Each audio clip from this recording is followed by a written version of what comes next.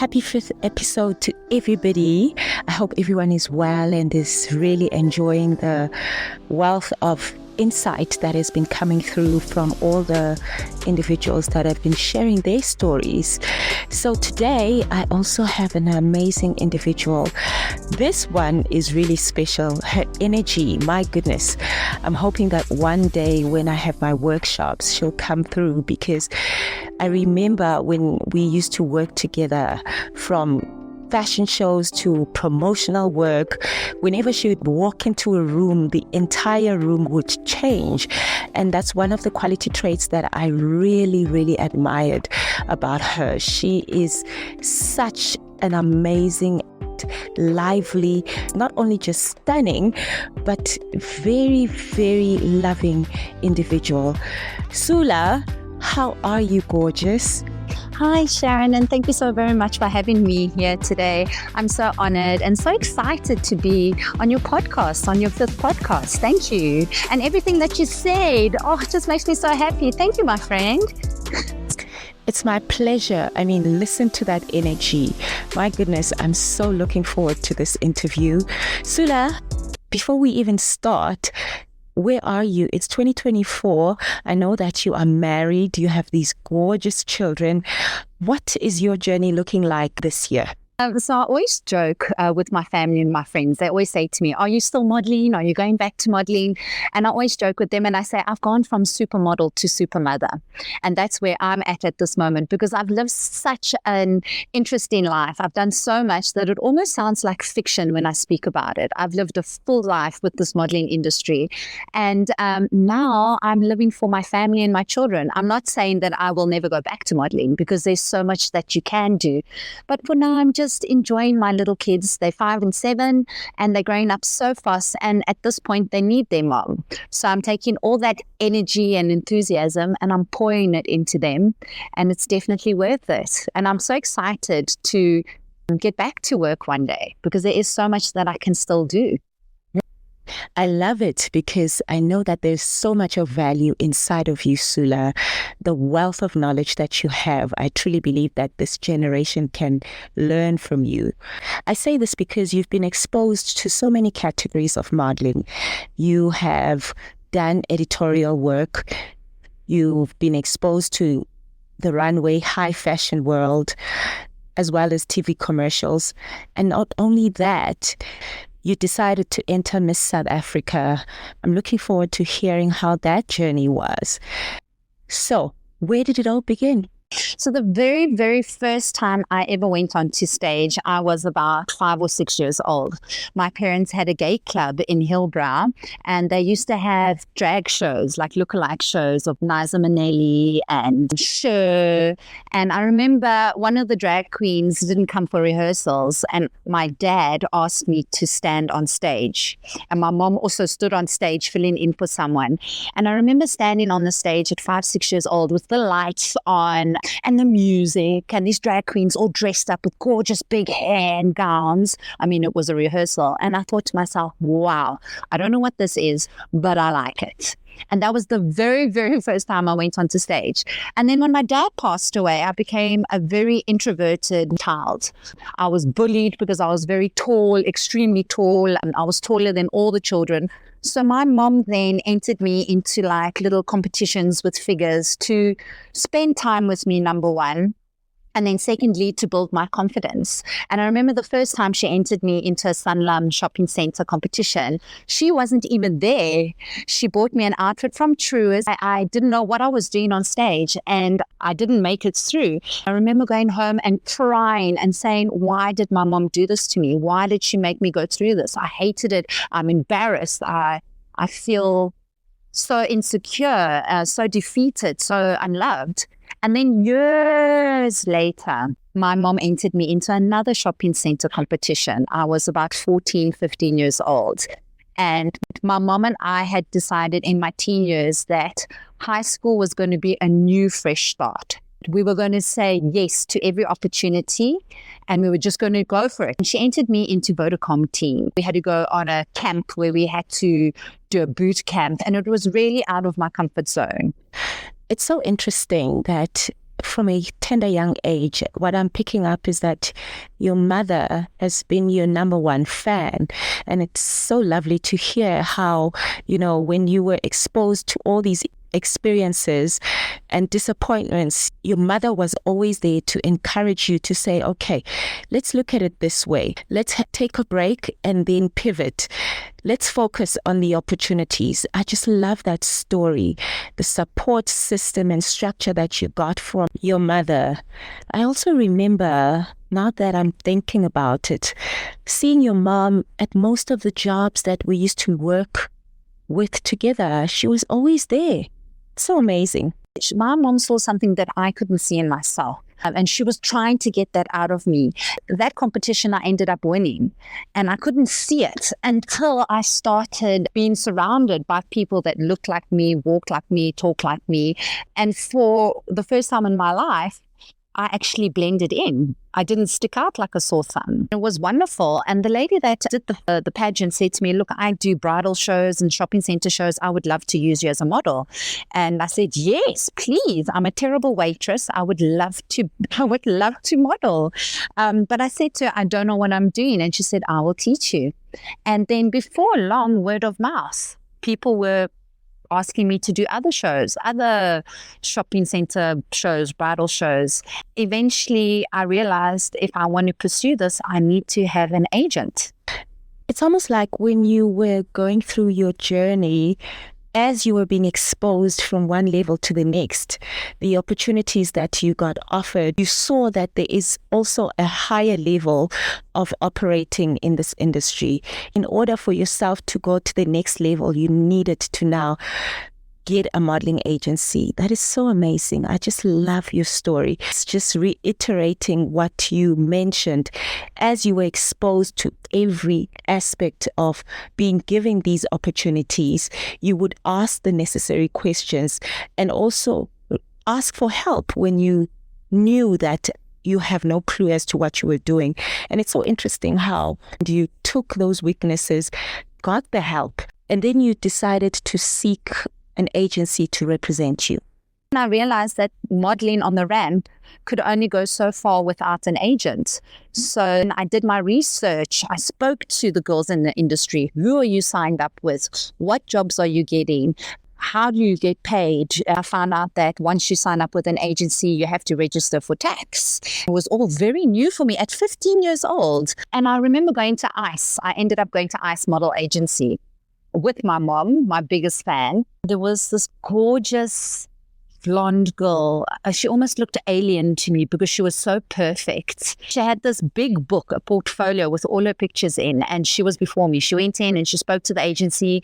She was there for a while. And when they walked out, the agent said to her, I'm so sorry, but you're not what we're looking for. And I looked at my mom and I said to her, what are we doing? I'm here in my school uniform.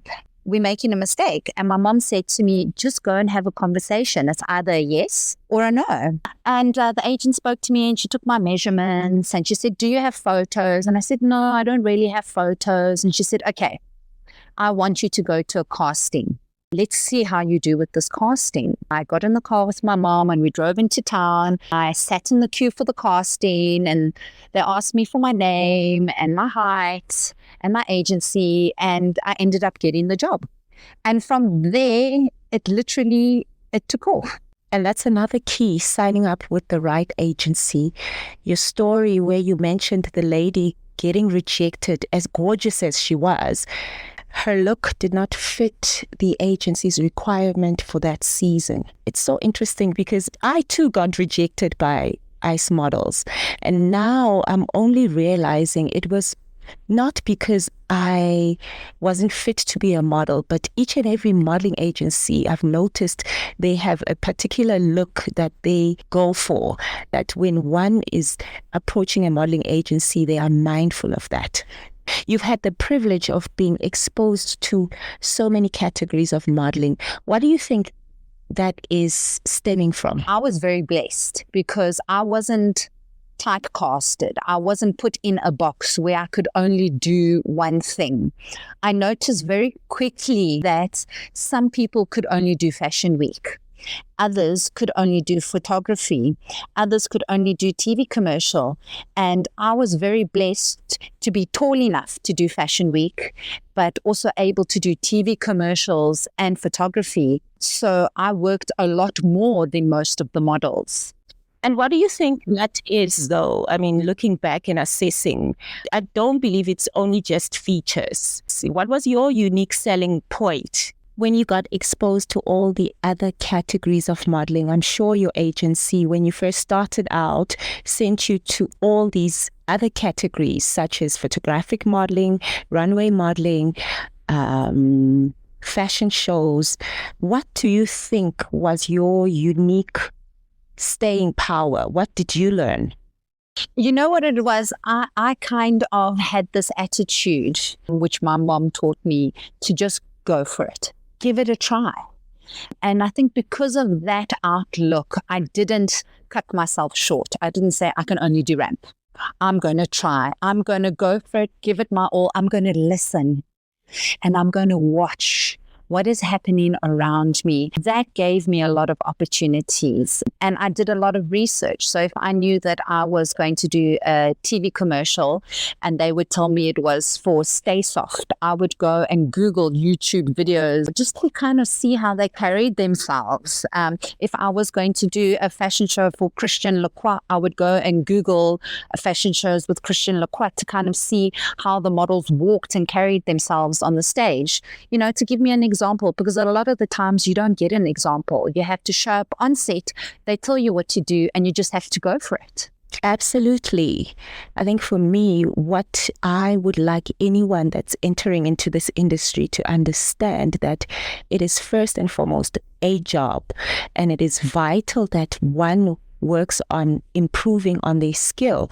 Otherwise, one will remain stagnant.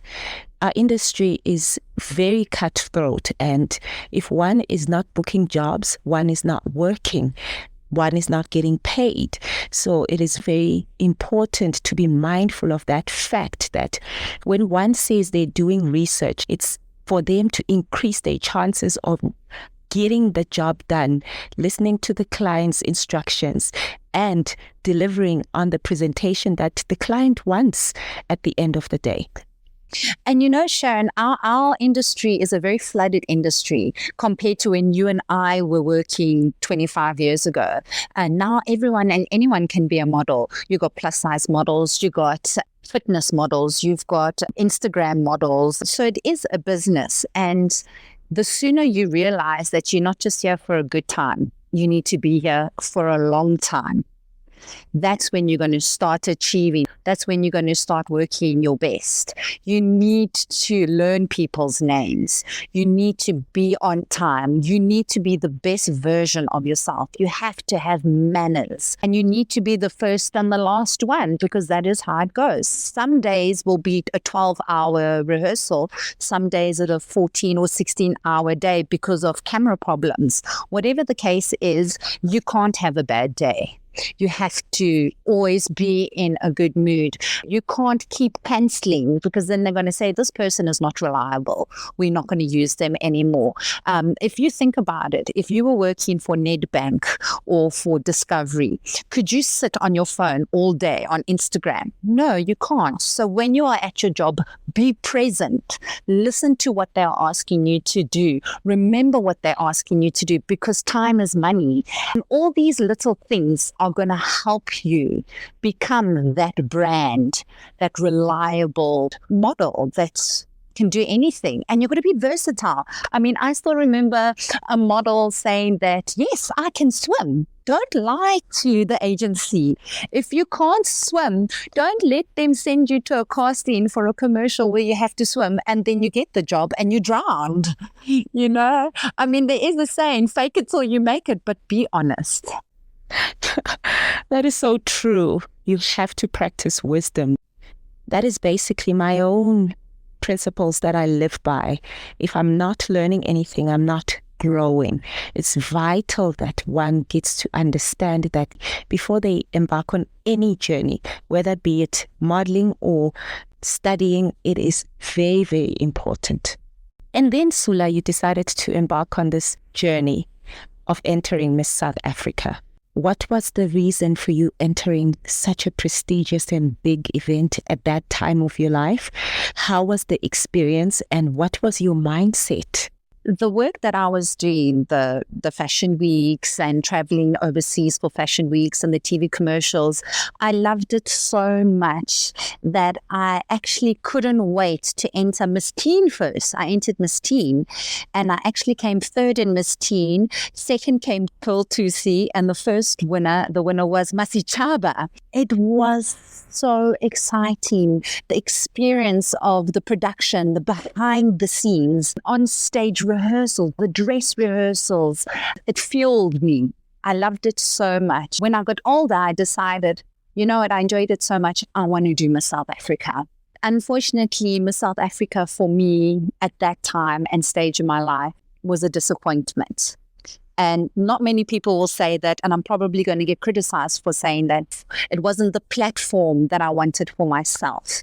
I actually wish I hadn't entered it. Some people, it's exactly what they needed. But at that stage in my career, and for me at that time, it was not the right choice because all of a sudden then I was stereotyped as a pageant queen. People weren't pushing me into fashion anymore, which is what my main love was. But as one door opens, another closes. As another closes, another opens. And shortly after that, I ended up going to India for Lakme Fashion Week. I was the first non-Indian model to do Fashion Week in India. And that opened another door. And my career took off in another direction. So I think you just got to try. Believe in yourself, go for it. Take the good, leave the bad. Because we grow through experience. That's how we grow and we learn. I totally agree with you. We learn from every experience. When one door closes, the other one opens. Thank you so much for your vulnerability. Thank you so much for sharing your own life lessons with regards to this particular aspect of entering pageants, how important it is to really look at it holistically and know that even if the outcome is not what you want it to be, there's always something to learn out of it. Thank you so much for that. I'm also reminded by one of my mentors' teachings. He always says, you know what, Sharon, if you want to know the secret successes of any successful individual, it's in their stories. It lies within the stories. Soula, your story has got such a wealth of insight. I'm definitely going to bring you back. But before we close this episode, I just want to find out from you, is there anything that you'd like to just encourage someone out there who's listening to you, your story resonates with them? What would you like to say to that individual who wants to get into the industry? You know what? Life is not perfect. We as women are very hard on ourselves. We always think we're not pretty enough or tall enough or healthy enough. We are our worst critics. But actually, years from now, if you look back at yourself, you'll say, oh my word, what was I thinking? I was actually really, really beautiful or really healthy. So don't be so hard on yourself. Be kind. Believe in yourself. There will be someone that believes in you. And when you find that someone that gives you an opportunity and believes in you, go for it with your whole heart. What we do today and how we push forward is what determines who we are and what we're going to be one day. So be kind to yourself, believe in yourself, and just try. I mean, it's going to be a yes or a no, and you're probably going to get more no's than yeses. But if it's something that you want to do, go for it. You've got one life. Just keep trying. Absolutely. I love it. I love it. Just to put it all together, what you're saying is basically go and be great. Just go and be great. I hope that this has inspired someone out there who is really, really just wanting that one nudge to get into the industry. Thank you so much, Soula. Thank you for sharing your life story. Thank you for being vulnerable with your challenges. And thank you for sharing your victories as well. And we celebrate you today. You are an amazing phenomenal woman, and I know that the next chapters of your life are really going to be even grander than the beginning. Thank you so much to everyone for listening in on our beautiful episode, 5th episode. I'm going to check you out on the next one. Mwah! Take care of yourselves. Bye.